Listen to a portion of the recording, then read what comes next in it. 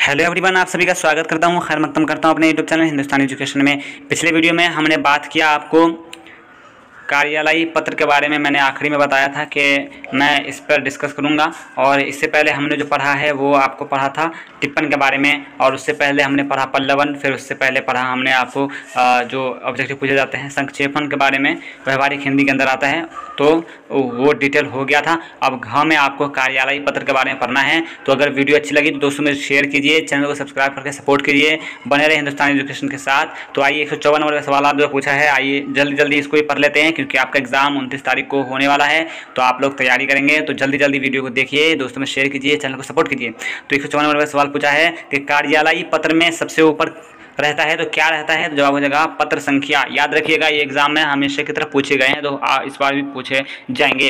अगला सवाल है सरकारी पत्र के स्वनिर्देश में क्या लिखा जाता है? जवाब हो जाएगा आपको भवदीय। ठीक है। अगला सवाल है आपको पत्र में गुरु जी को संबोधित किया जाता है? जवाब हो जाएगा आदरणीय से। अगला सवाल है दर्शनीय स्थल के बारे में छोटे भाई को लिखा जाने वाला पत्र कहलाता है? जवाब होगा विवरण पत्र। अगला सवाल है आपको व्यावसायिक पत्र में प्रेषक का नाम पता कहाँ होता है? जवाब हो जाएगा आपको सबसे ऊपर। अगला सवाल है प्रधानाध्यापक को लिखे जाने वाले पत्र में स्वनिर्देश होता है? जवाब हो जाएगा दोनों, यानी आपका विश्वसनीय शिष्य, आपका आज्ञाकारी शिष्य, दोनों हो जाएगा इसका आंसर। अगला सवाल है सरकारी पत्र में प्रतिलिपि निम्न को प्रेषित लिखा जाता है? जवाब हो जाएगा आपको सबसे अंत में। अगला सवाल है सरकारी पत्र में विषय अंकित होता है? जवाब हो जाएगा संबोधन से पहले। अगला सवाल है पत्र में पिताजी को संबोधित किया जाता है? जवाब हो जाएगा उपयुक्त में दोनों, यानी पूज्यवर और पूजनीय से, दोनों हो जाएगा इसका आंसर। अगला सवाल है छात्र द्वारा प्रधानाचार्य को लिखा जाने वाला पत्र कहलाता है? जवाब हो जाएगा आवेदन पत्र। अगला सवाल है अर्ध सरकारी पत्र के संबंध में कौन सी बातें सत्य है? जवाब हो जाएगा यह सरकारी पत्र का एक उपभेद है, इसकी शैली आत्मीय होती है, ये व्यक्तिगत पहचान के साथ प्रेषित होते हैं। तो उपयुक्त में सभी हो जाएगा इसका आंसर। ठीक है। अगला सवाल है किसी की मृत्यु पर लिखा जाने वाला पत्र कहलाता है? जवाब हो जाएगा शोक पत्र। अब बारी है अनुवाद। अनुवाद से रिलेटेड जो भी सवाल पूछे जाते हैं इस टॉपिक के अंदर कवर हो जाएगा। आपका भवदीय की जगह उचित है, तो क्या हो जाएगा भवदीय। ठीक है। अब बारी है वाइस चांसलर को हिंदी अनुवाद में क्या कहते हैं? वाइस चांसलर को हिंदी में उपकुलपति कहा जाता है। अगला सवाल है विश्वविद्यालय के रजिस्ट्रार का हिंदी अनुवाद होता है? तो जवाब हो जाएगा कुल सचिव। ठीक है। कुल सचिव रजिस्ट्रार को कहते हैं। इसके बाद है अनुवाद के प्रकार हैं। तो अनुवाद के 3 प्रकार होते हैं। शब्द अनुवाद होता है, भाव अनुवाद होता है, छाया अनुवाद होता है। ठीक है। तो इसका उपयुक्त में सभी हो जाएगा। अगला सवाल है प्रेसिडेंट का हिंदी क्या होता है? प्रेसिडेंट को हिंदी में राष्ट्रपति, सभापति, अध्यक्ष तीनों कहते हैं, तो इसका आंसर हो जाएगा इनमें से सभी। एकेडमिक की हिंदी है, तो एकेडमिक का हिंदी होता है एकेडमिक। ठीक है। का इस करेक्ट हो जाएगा। कलेक्टर की हिंदी होती है? जवाब हो जाएगा समाहर्ता। अगला सवाल है मैनेजर को हिंदी में क्या कहते हैं? तो मैनेजर की जो हिंदी होती है वो होता है आपको प्रबंधक। अगला सवाल है अनुवाद है, तो अनुवाद क्या है? ये एक कला है।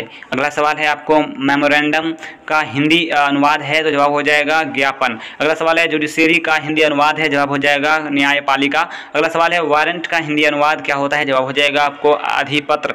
अगला सवाल पूछा है गवर्नर।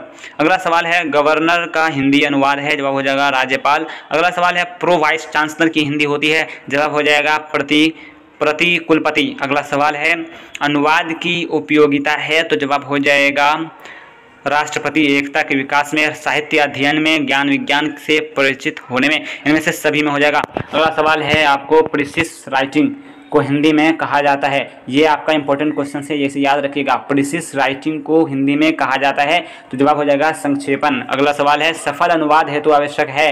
तो क्या है?